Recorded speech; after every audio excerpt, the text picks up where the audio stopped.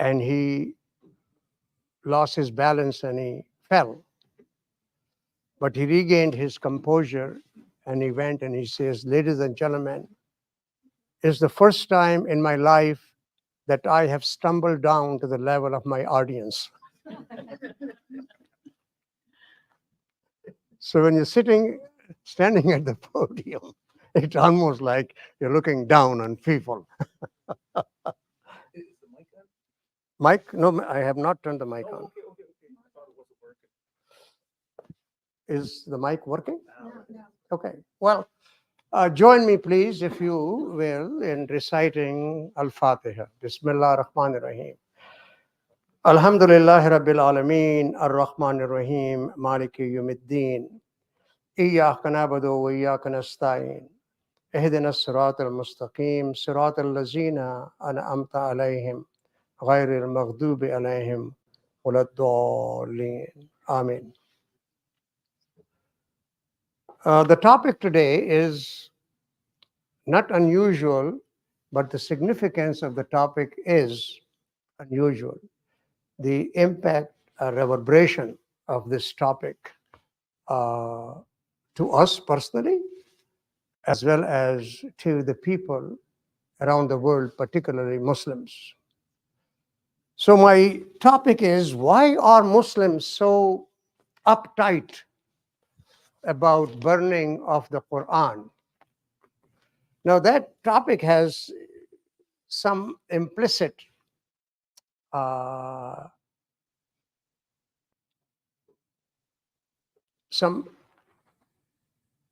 let me rephrase it. This topic has built in some assertions, and that is, why are Muslims so uptight about burning of the Quran? It should be read otherwise. It could be read otherwise. Well, they should not be uptight about it, right? So this provocative topic was intentional to provoke some interest in the minds of people. So all of you are aware as to what happened in the past month and a half. But that was not the first time what happened.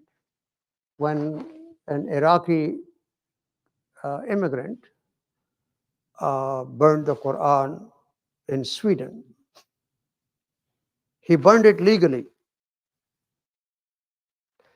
because Sweden allows the freedom of speech, and under that freedom of speech, one can obtain a permit to do anything you want to do, burn a scripture, insult somebody, whatever, freedom of speech. And he did that. The reverberations from that one incident were worldwide. Second incident, which happened 2015, was a Florida pastor by name of Terry Jones. And he said that Quran is the pivot for the Muslims for being evil in the world. In other words, everything evil which flows and what the Muslims act upon is because of the Quran, and he went ahead and he burned a Quran. So the question arises, why or should we react to that? And if we do react to that, how should we react to that? I mean, all of us who profess to the faith know deep in our hearts that that's not true. But then why do people believe firmly? I'm not saying that Terry Jones or that gentleman in Iraqi gentleman were pretending. Maybe their motives were different, but at least Terry Jones believed in his heart that that is an evil book. So what is our responsibility as the believers to counter that? I think that is something which is more important than just nodding our head and says, what the hell, they're doing that. So I think most people in the world, non-Muslims, believe that Islam is a monolith. That means it's just one big rock. Monolith definition would be that everybody believes in the same thing. Well, that means the people living in Egypt and Pakistan and Iran and Nigeria, Indonesia, they all believe in the same thing. They do, but if you go to these countries and find out the practices, not the religious practices, the core practices, the practices, the customs, the culture are different in every country. So if are the same people, same religion which teaches them, then why there are so many variations in their practices and culture and customs? Did everybody agree with what Al Qaeda did in Afghanistan or elsewhere? Did everybody believe in what ISIS did in Syria and parts of Iraq? But if you don't think that they did, but where you draw the line? Because everybody says, I'm a Muslim. I believe in Holy Book of Holy Quran. I have belief in the prophecy of the Prophet and Hadith.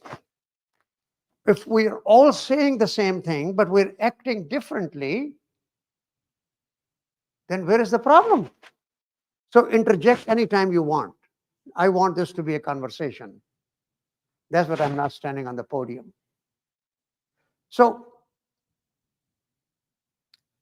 I have asked some of the scholars, Islamic scholars, that why wouldn't you come out and say it in clear terms that what ISIS is doing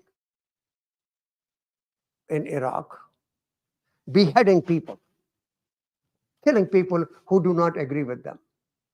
Why don't you come out and say it that this is un-Islamic? You know what the answer I got? But it has been done in history. The hell, I am not asking you to give me a lesson in history. I am asking you that this is a deviation from what you and I believe, deviation from the principles of religion and the practice as we were taught. And if it is true, then why don't you condemn it publicly? And they won't do it. And hence, everybody, most people, not everybody, thinks that all Muslims are the same. They think the same, they act the same. And what is happening in Iraq or Afghanistan is nothing but manifestations of the same Muslims who live in Indonesia or Malaysia or Pakistan or throughout the Arab world. They want to make us a monolith because of those aberrations. And what we have done as individuals and as groups to counter that perception. There was a person in this town who was so rabidly anti-Muslim that each time my column was published in the Blade, even if it had nothing to do with religion, even if it was talking about a county festival, he would write back to me. And he says, but there were Muslims in that festival, and the Muslims are, all of them are beheaders. I mean, they are going to behead people. So that's where the word monolith comes in front. Why we hang on to the core values and teachings, we also have to recognize that practices in different parts of the world may be different. Hence, we have no connection with Al Qaeda or with ISIS or many other groups around the world. We have no connection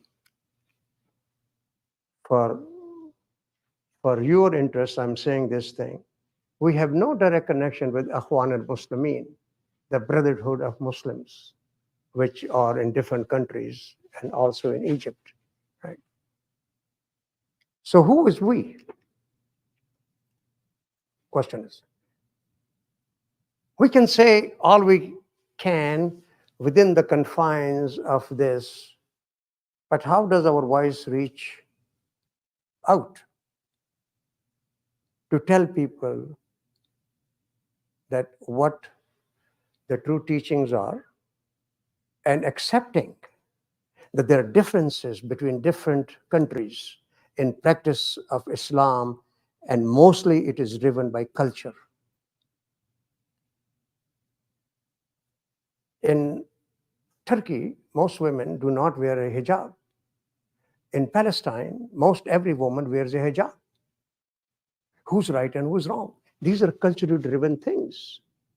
In Pakistan, there are women who have attained the highest level of educational level, and they are the presidents of the universities, and they are heads of the departments in medical schools.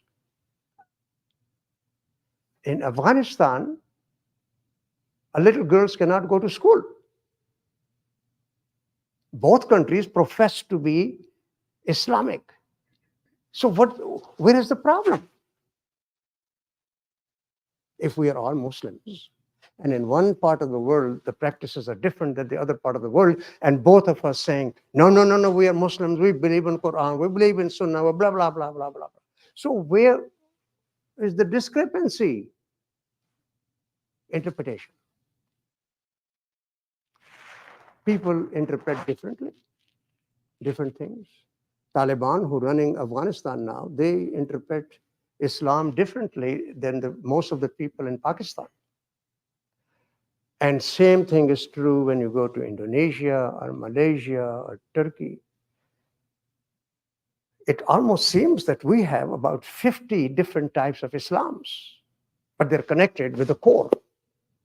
And what I am saying is that unless we come out of our shell and talk to people and tell them that we have differences among ourselves, most of them differences are based on cultural differences, which take the shape of the religious differences. Why don't we come out and say, hey, we have nothing in common with the people, with the Taliban in Afghanistan? We don't. Because if Islam says education is a must, where does it say that the girls should not go to education, to get educated? Where does it say that? Culturally. But we do not come out and condemn those things.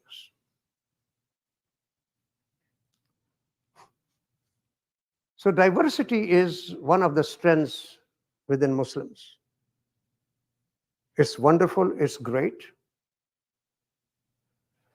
When I meet Muslims from other parts of the world, we can go to the mosque and we can pray the same way. But when we sit down to eat, it's different. We act with each other differently, and that's positive to me. I mean, I don't think that we should all be a cookie cutter. We should not be like a homogeneous society like Saudi Arabia. No. Even though our holy places are in Saudi Arabia, do I ever have a desire to go and live there? No. Now the women have a little more freedom. But I don't want to live there, because what they are interpreting in the name of Islam is different than what we interpreted Islam in Pakistan. So diversity is very, very important, and I think we should take note of that. So I come to another difficult topic, and that is that we say that we as Muslims believe in the prophecy of all the prophets which came before Muhammad, peace and blessing be upon him. We say that, right? We don't say Isa, we say Isa alayhi salam. We don't say Musa, Moses alayhi salam, Yahya, Lut, Nuh. We say that. If we want to be in the same brotherhood where the other prophets are, which were before Prophet Muhammad, then don't you think that it is our right to at least defend those prophets if somebody insults them? And if we don't, aren't we being hypocritical? Give me an example. 2005, a British artist painted Madonna, Maryam, Mary, and he decorated that painting with elephant dung. It was exhibited in Brooklyn Museum. Yeah, there was noises here and noises there. It's sacrilegious and we should not do that. Did we Muslims take any note of that? No, in our mind was it's their problem. Well, hell, if it is their problem, then why the hell we all keep saying Nuh alayhi salam and Lut alayhi salam and Isa alayhi salam? We want to be in the same brotherhood, but then at the same time, we don't want to be in the same brotherhood. That dichotomy has been part of how we live. So I wrote a column on that.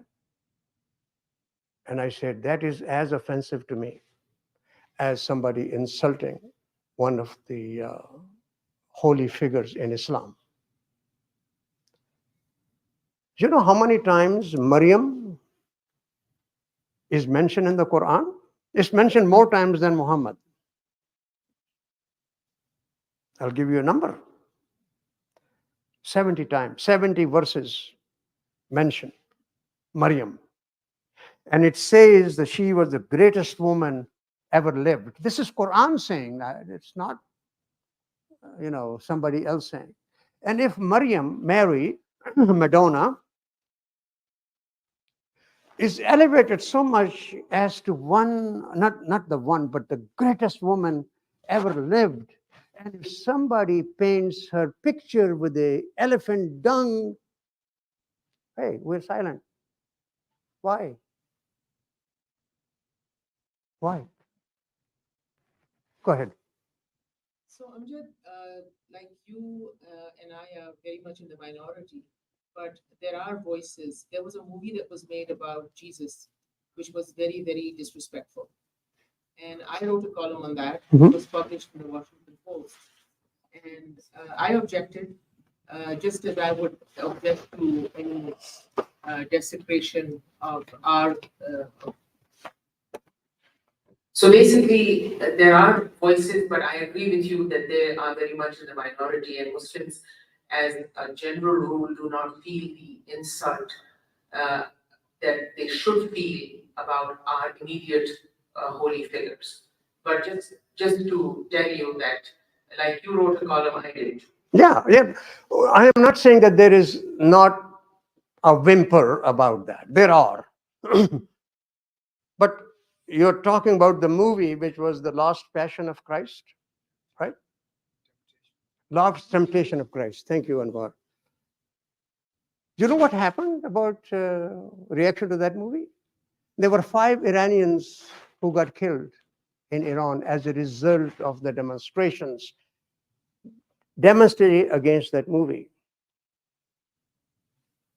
You wrote I don't remember if I wrote that or not, but I'm making a theoretical question is that if somebody offends us by insulting Prophet Muhammad, right? We should be as insulted when other prophets, we should be as reactive as other prophets are insulted. Farooq. Well, go a little bit deeper into this, you will get the answer. Reason is we make our decision based on our emotions. So Prophet Muhammad is so close to us that we hear Prophet Isa alayhi salam or Ibrahim alayhi salam a little further away. So our emotions are still there. Then Majid answered that partly. But the level of reaction is different. If you were going to decide based on our intellect, then the answer will be the same. The level of reaction will be the same. I think it goes back to the education. We are not properly educated, particularly about Quran. When it comes to Quran, the code and faith are two different things. If you look at the Quran, where does it write, or where does it say that if something is, if you are offended, then you should become violent? It is not written anywhere. But even the basic terms that are used in Quran, if you go into the definition and the explanation, you'll be amazed that we make mistakes.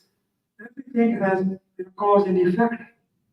And if you leave it to that principle, the Kanun and Mukafat Amal, everything is settled down on its own. You don't have to go out on the street. All you have to do is to explain what it means.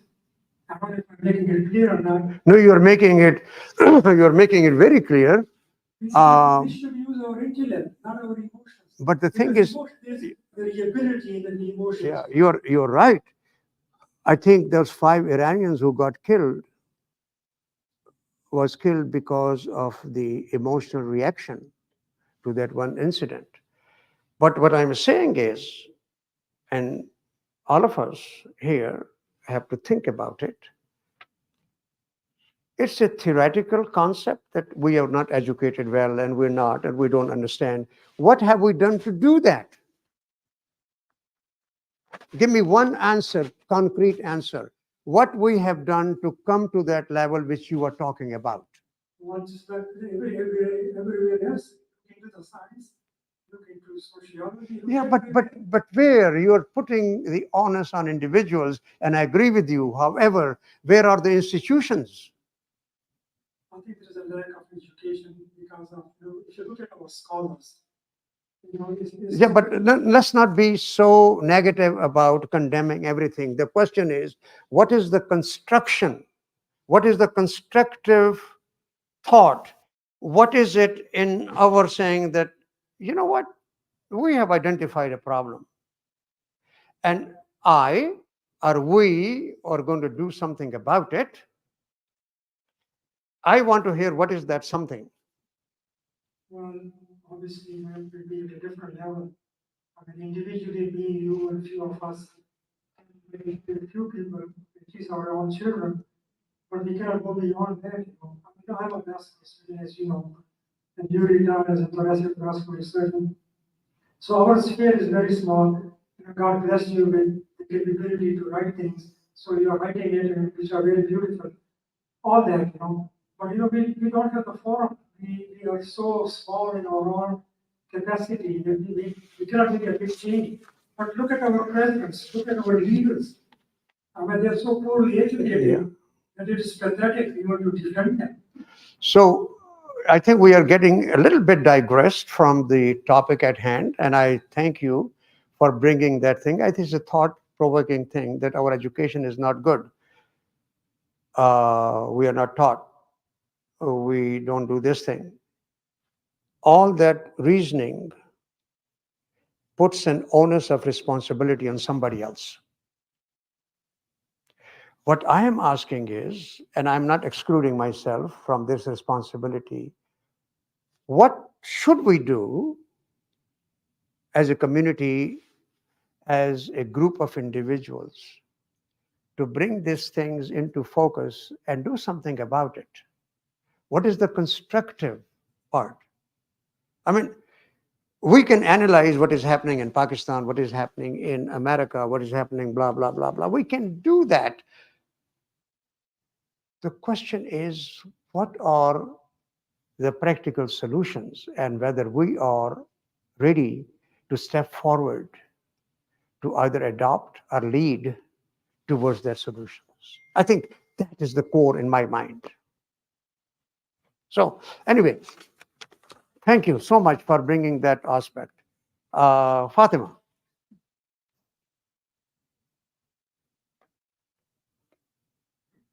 I believe that the crux of the issue is education. Of what? Education. Yes. And as far as Mary is concerned, I think I have lectures on the Mary in the Quran all over to non-Muslims. And they were all amazed at the position that the Quran gave Mary. In fact, giving Mary a chapter named Mary. Yeah. The only woman who had a chapter in her name in the Quran.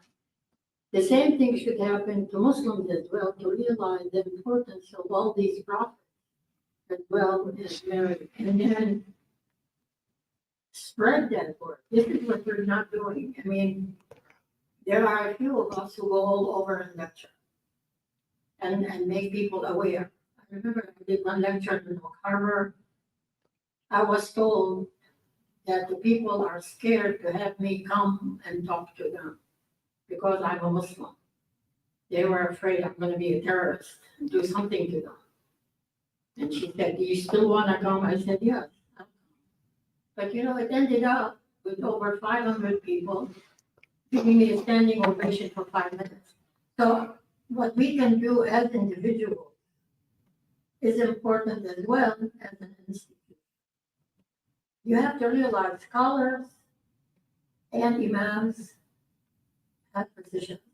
What? Positions. They have a position to protect. And if they stand up and say something against what many Muslims believe, they're in trouble. They might lose their jobs. They might not be there anymore. And this is the problem they have to face. And this is a very big problem. So it goes back to us as individuals to spread what Islam is and what it is not. And let it go like that. So very interesting that people are afraid to come to your lecture. I was asked by a church in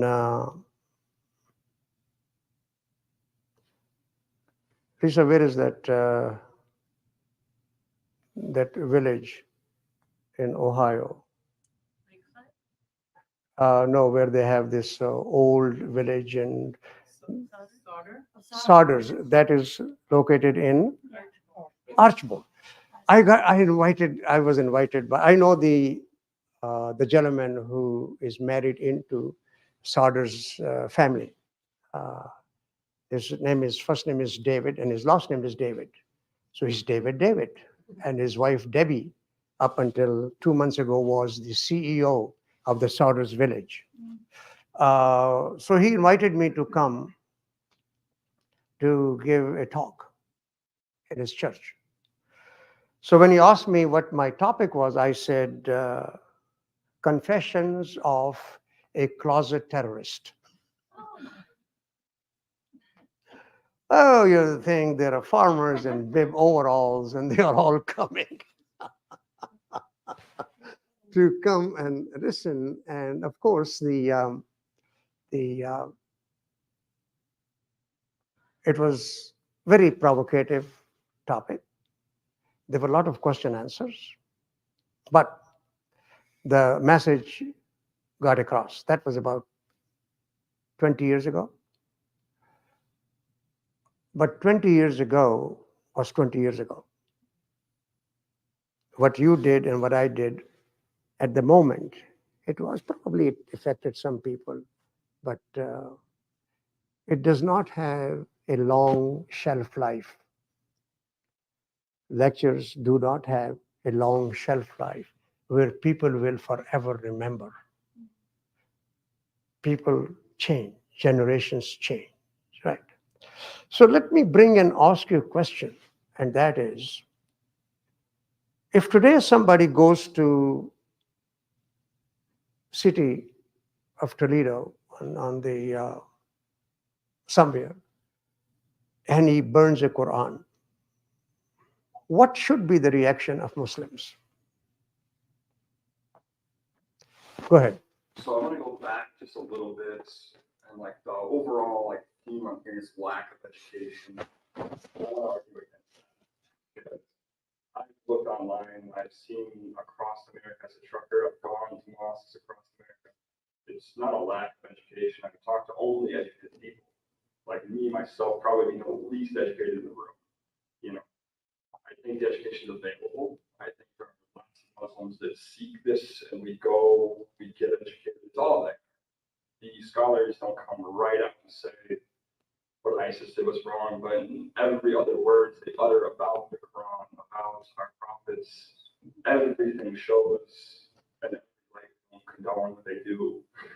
So it'd be like they say in a roundabout way, which I think is like their compromise with us. We want them to say it outright, but they're like, hey, when have I said anything that agrees with them? You know, all the big names on YouTube, Mufti Mink, you know, he may not say, oh, ISIS is, we're against them. But he will say that everything they were for.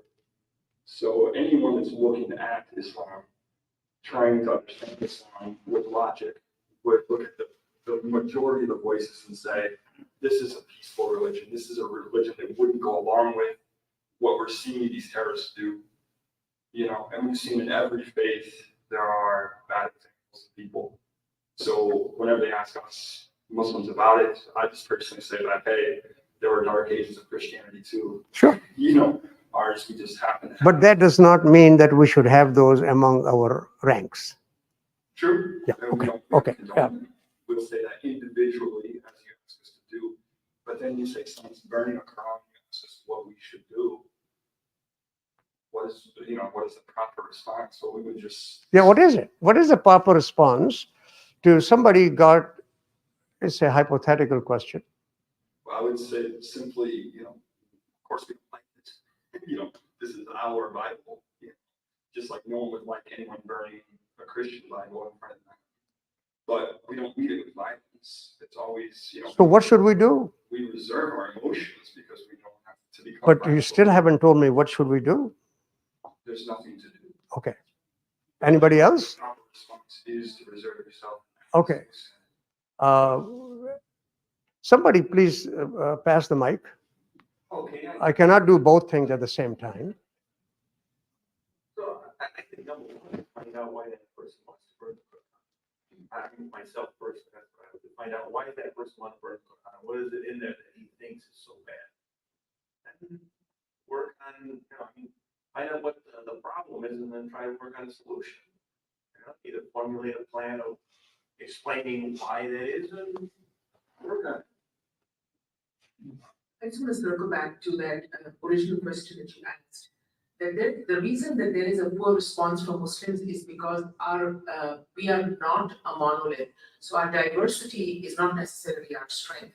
Because for the Christians, for Catholics, the Vatican speaks, but for Muslims, no one speaks. So that point I just wanted to make. As far as burning the Quran is concerned, there's a difference between respecting the Quran for Muslims, La yamassahu illa mutahharin, the one who is not pure or clean or with wudu should not touch the Quran, but that applies to Muslims. As far as non-Muslims are concerned, we don't really need to fear that, oh my God, the Quran is going to get burned in volumes and volumes. It is mahfuz in the hearts of men and women because it has been memorized. So my reaction if someone wanted to burn the Quran is like, he said, I would like to know, like, what's the deal? Why do you want to do that? But I would ignore it. It's just like, I think Salman Rushdie should have been ignored. Because you just create so much furor about something. I'm not personally insulted because the person who's burning the Quran he might as well be burning the Bible or any other book. Because it doesn't really make a difference to me. And it should not make a difference to Muslims. It is very upsetting, no doubt. But I would not take any further action. I would want to know, but I would generally just ignore it. Because the orders are the commandments to respect the Quran are for Muslims. So who would lead a mob? Anybody? I knew. Not that one. However, I want to go back to what Jack said. I think it would be hard on ourselves to just gather right now about the issue. If you do watch and read, I think overall, there's a lot of intellectual people out there are rebutting the others. Very good. And I listen to those. So that's not to be too hard on ourselves. There's lots of them out there, highly intellectual, and they're doing a very good job. Dr. Freedy has something to say. You know, why don't you come in front? The price is the same. Honestly, yeah, we don't charge you extra for the. I want to say everything. The question should be, what does the Quran tell us to do? I think you should rephrase your question. What would the Quran recommend us to do in this situation? And that's what we should do. Okay, What is the answer? That's what I want to know. so tell us. I'm not a Quranic scholar. I don't think we should do it. I don't think we should do anything. We should just ignore the person. It had happened in the life of the Prophet Muhammad. People used to throw garbage at him. He did not ask his companion, okay, Yeah, prophet is. Oh, hold on. The persona of prophet is separate than the Quran. yeah, of course. Yeah, please. Yeah. Don't. I agree with you, your reasoning, but let's limit ourselves to the Quran. Yeah. I agree with you. But the Quran does not sanction us to go and fight with the people, raise the, you know, we talk about jihad. This comes to be like a jihad, but it is not. I think we should ignore that. That's what it is. Now, because they have their mindset, they want to do bad things, but there are so many other things that they do which are bad. You cannot fight with everyone for everything bad they do. Let them go do whatever they want to do. They will face God and they will face their fate. And that's what we should be doing. But that will on a very undetermined time. In the meantime, the emotions are high. Would you like to see a procession in Toledo? Peaceful procession. I don't think so. I don't- Peaceful procession to protest against. Protest, by the way, is not a bad thing. In every sphere of life, protest has a position, but peaceful protest. I think you can, there are different ways to do it. You don't have to go on the street. You can have something from the mosque, or several mosques should get together and come up with, something written, just like they do in the parliament in the Muslim country, they come up with a resolution. It gets, sent to the embassies of different countries. Yeah. And that's a legal way, that's the intellectual way to handle the situation. But to come out on the street and throw fists, someone is gonna come around, start shooting, then what? So they have. Yeah, they have. So what's the purpose? What do we gain? You cannot stop those kind of people from doing what they want to do. I think we should, first of all, tit for tat. That's not what Quran tells us, tit for tat. They do something, we do it. Do bad thing doesn't make it a right thing. If they do bad things, we should ignore them. Totally ignore them. I think they will do it for a while, eventually they will realize that they are not going to react the way they want us to react. And that will be the time they will shut down. So how far you are going to offer the other cheek? Okay, they come to the mosque and they stand in the gate and stop us from going inside the mosque. Then we should react. We should call police, we should call the authority. In a legal way, we should confront them. That's the right thing to Yeah, do. okay. But we cannot put our fist on their mouth or, like in Pashto, they say, "Kakulam or Tikiki." I mean, we don't do that. Over here. Yeah, Zach has his hand up.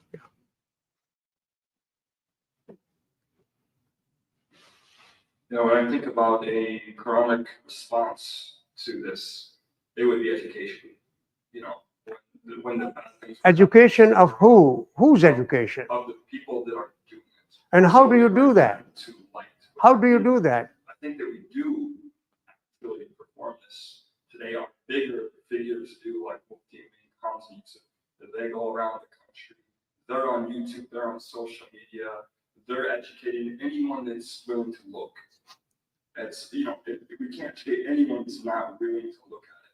We can't force people to come learn about Islam. It'd be wonderful if, everybody did want to, but some people, they just want to try to find some faults and they only want to concentrate on that. It's out of pure ignorance. They don't want to learn anything else about it. They want to make it a weapon against us for whatever reason. But everyone that wants to get educated about it it's readily available. It's all online. It's everywhere. How do you make that possible? Come on, you're putting an onus on people who are emotionally upset with what the Muslims do, and you telling him, hey guy, go on the internet and learn. This is the way of today. This is the way. I understand that, but how many people would do that? I am trying to find out if there is any other way. We also have conferences, Muslim conferences Okay. across the country. It's there. Everything you're looking for is Okay. already in places. But you're saying, So- how can we stop this from ever So happening? that You can't. that brings me to a very important thing. If you live in a pluralistic society, as we do, have we developed friendships with non-Muslims? Friendships to the point where if your son and daughter is getting married, you invite those friends. Or you have them over for coffee or tea, your neighbors. If everybody is nodding yes, I'm telling you, I disagree with you. It ain't happening. People live in cocoons. They don't go out and get to know their neighbors. I have attended many weddings in this town. I have been here probably the longest, other than those of you who are born here. 55, 60 years, okay? There are people who have lived here. When their children get married, I seldom see one or two non-Muslim couples there. Hey, for 50 years, you have made your living in this community, in this society. Don't you have any friends? Why? Does your religion says no? It does not. So I think this is the question we all have to answer ourselves. But you mentioned about that, and I said, this is my observation. If somebody wants to contradict me, please do so. Go ahead. I agree with you, and I think, I've been saying this for years. Our people do not interact with the other. When you wanted a verse from the Quran about how to deal with this issue, the Quran said, وَجَادِلْهُمْ بِالَّتِي هِيَ أَحْسَنُ وَلَوْ كُنْتَ فَضًّا غَلِيظَ الْقَلْبِ لَانفَضُّوا مِنْ حَوْلِكَ, which means discuss with them, argue with them in the best way, in the best manner. And if you have been harsh and really forceful, they'll leave you and go. And then the Quran says, وَلَكُمْ دِينُكُمْ وَلِيَ دِينِ. You have your religion, I have mine. So we need to interact. Like my family, we have more friends that are non-Muslims than Muslims. And Did that affect your religion, by the way? Not on the I'm just making a rhetorical question. I have a sister that I've done workshops with, doing workshops for Catholic teachers about trafficking, sex and labor. And she defends Islam, and she's a sister, she's a Notre Dame sister. And when somebody told her all Muslims are going to hell, she looked at her and she said, my best friend is a Muslim. If you say that one more time, I will never speak to you again. This is the way we interact. This is the one way of really remedying the issue is by interacting. When my neighbor gave me a ham for a gift, he didn't know. He's a lawyer. So I went back to him. I said, listen, Gene, We're Muslim, we don't need pork. So what did I do? I gave it to the sister. And they were very happy, and they know any product that, like at the polls, I work at the polls on Tuesday. And they brought pizza, and they want me to have a piece that had salami on it or something. I can't eat, she said, we can take it out. I said, yeah, but there's some lard that penetrated, so I can't touch it. Oh, this is how we show people who we are, what we are, in the kindest of ways. And this is what we're not doing. So, I mean, we are against each other to begin with. I mean, it's Muslims against Muslims. And this is another issue that we need to deal with later on. But anyway, this is the only way to do it. So, how many of you, raise your hand? I know you came too late.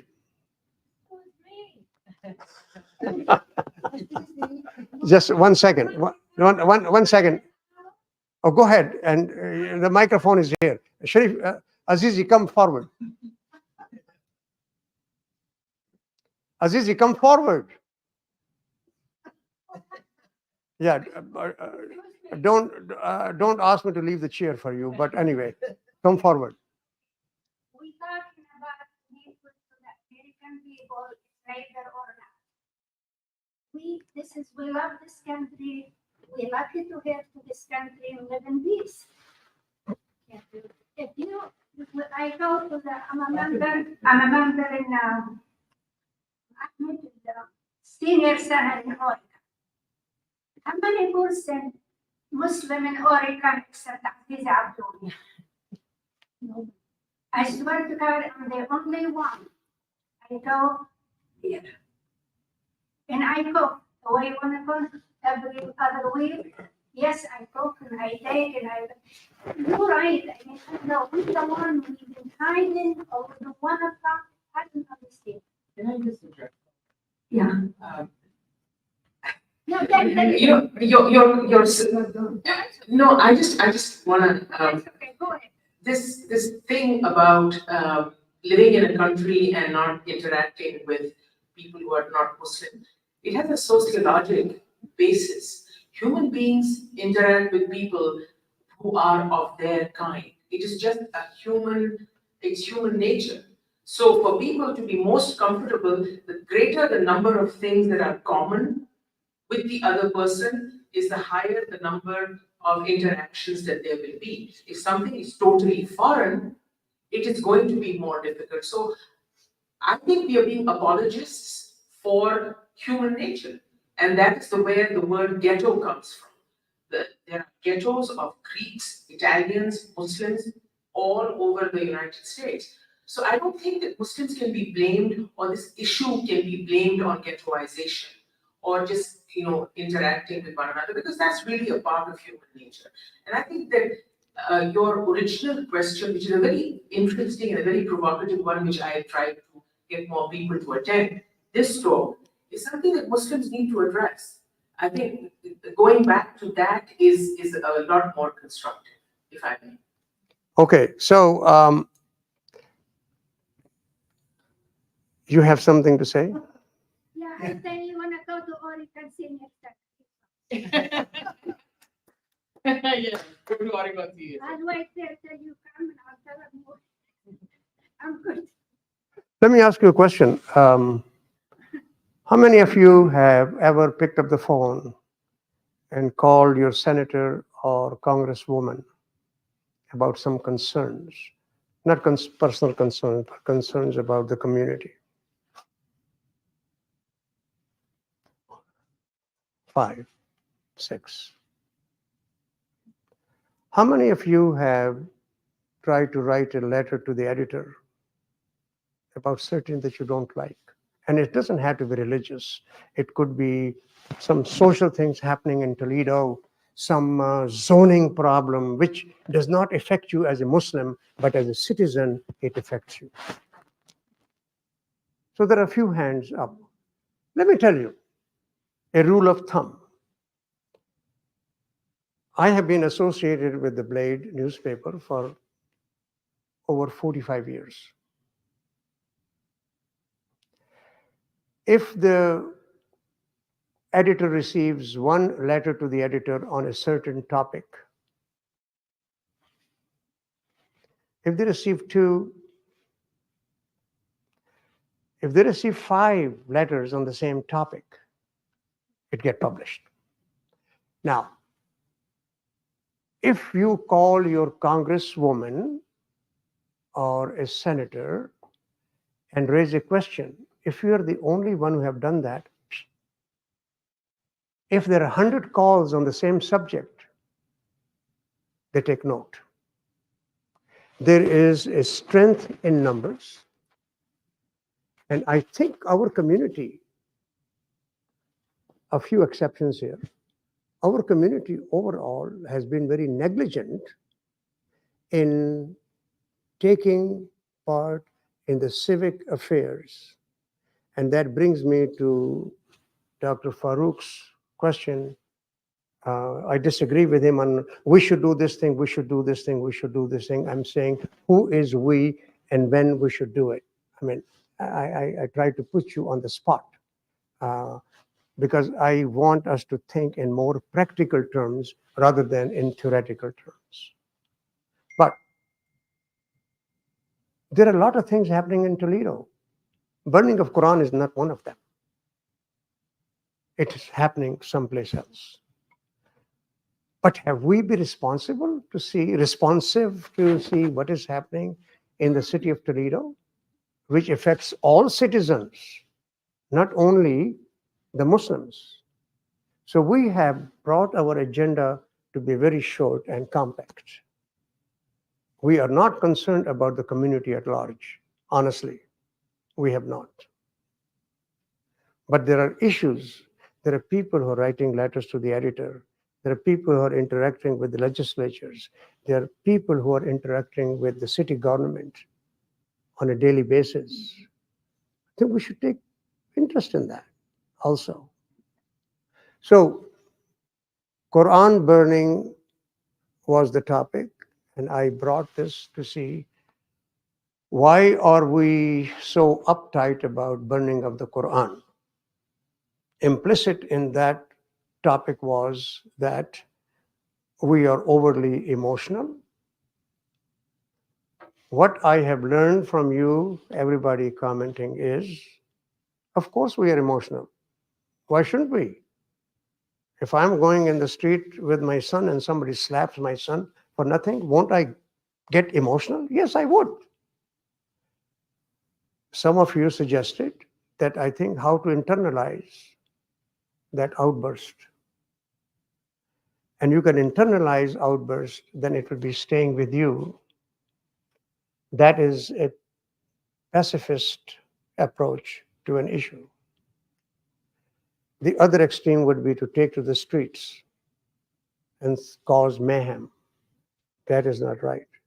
The third thing, which I think we do, is that we use whatever is at our disposal. Even though the Quran burning was in Norway, I think there should be about 7 or 8 letters to the editor describing from a different points of view. This was an international news, right? The Blade covered it. In all newspapers and outlets covered it. 7 or 8 letters to the editor, 1 or 2 will get published. And the readership of the Blade would know. We haven't used that. That tool is available to us. Any last moment thoughts? Najwa. The Islamic Center was probably one of the few masajid that released a statement. And it's right here, the statement concerning the Quran burning. Quickly, it says, all of us, okay, just one sentence, I'll read one sentence from it.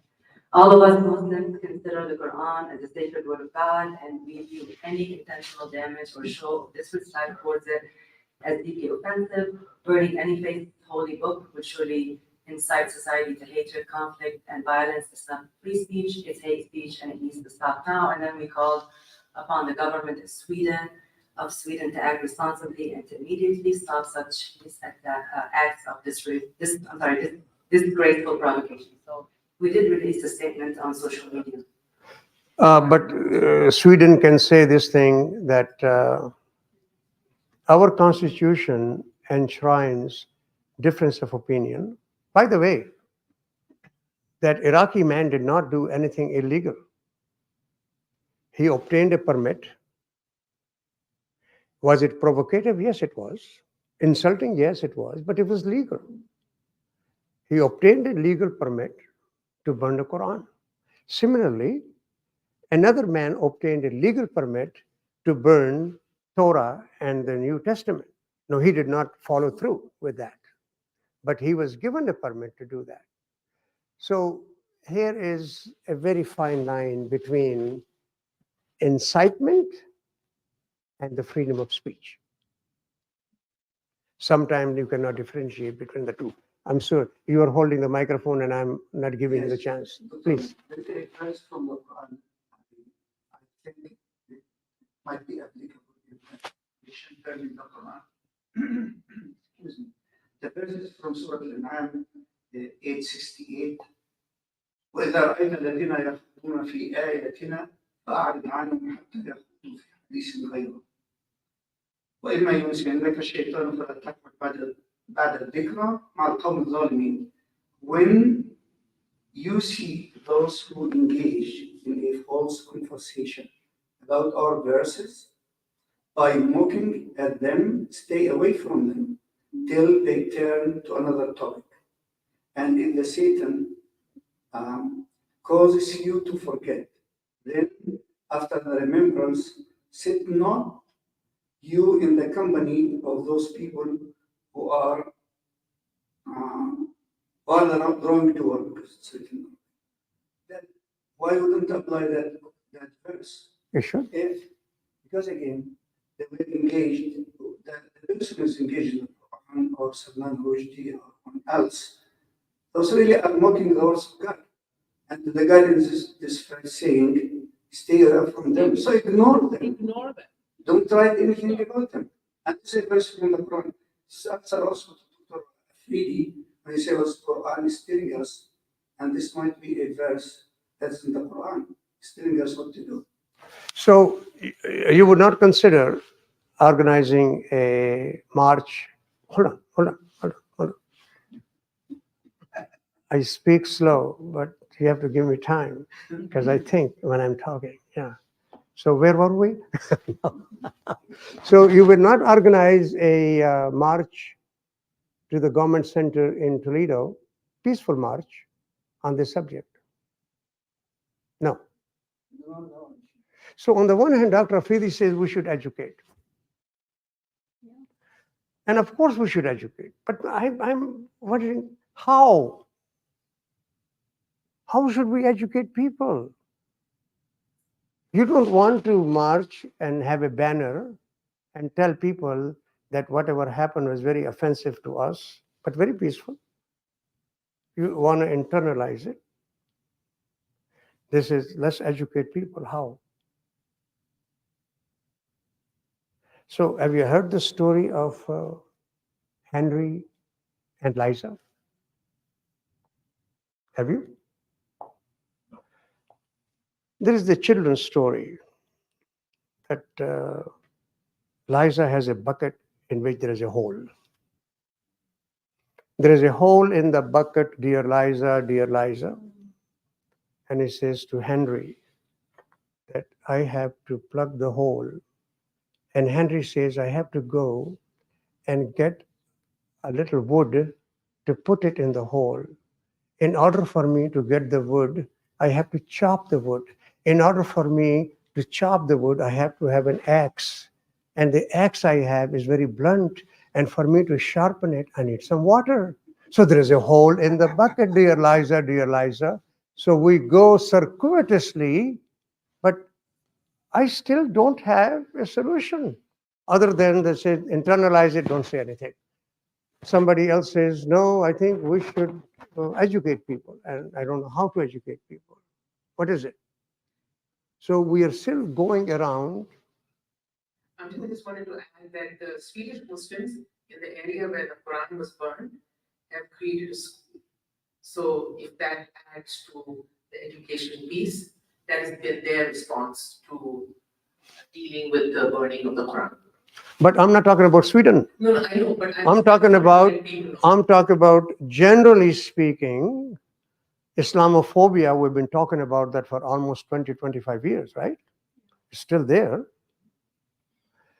What practical steps we have taken, and I'm repeating myself, individually or collectively, to ameliorate that situation? Please educate me. I don't know. The only organization that has done anything is CAIR, CAIR, CAIR, that they have done some research and publications, but local level, community level, nothing. Go ahead. Thanks. Let's say like we do organize peacefully. Long-term effect, one little piece, it's not gonna grab much media attention first. Like, because the extreme media won't like it, because it is Islam. Mhm. So like, we can't be ignorant and think this is really gonna have a wide reach. Even if we had a big protest here in Toledo, it might get a day of news, maybe, if it makes it at all, right? And if you get on the blade, that's local, but everyone here in Toledo already knows about Muslims, and they're very welcoming to us. We've won here, what we want to achieve here, and we make positive impacts on the community, and that's why they like us. But you're looking for a wider reach to a protest here, but you're saying so everywhere should have a protest? Well, I'm trying to understand I don't know whether it should have the everywhere, meetings but of it. I would say that I will do little more than internalize. Okay? I think that is a good habit of controlling your anger and internalize. But even though we have good relations in this town, and really in many ways, the interfaith relations in this town are excellent. At least people are not out there throwing dirt and filth at each other. We accept each other, right? A lot of people are working towards that end. And here is, I'm going to mention one name, and he is Ahmed Qadri. He has done more than many other people I know to be part of the multi-faith community. So, what time is the Zohar?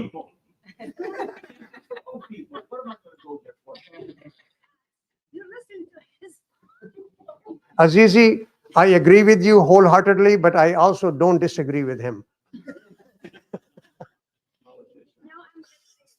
swear to God, I go to church all the time. That church on the corner, Yeah. And they make dinner, I cook, and I go there. I never show I don't like them, or I don't want to go. Thank God we disinfected to come to this country. We live in a good life. We should thank day and night. Well, if I could say one other thing that you brought up interfaith, Sunday, inshallah, there's going to be a multi-faith picnic here at the mosque at 3:00. And please bring your swords and your weapons, and we're going to teach them a lesson. No, I think multi-faith, we had individual organizations, but the multi-faith effort by Woody and his wife is commendable. Yeah. And you are the only one that I know of from our community, and to some extent, Abdul Wahab Suleiman. Yeah.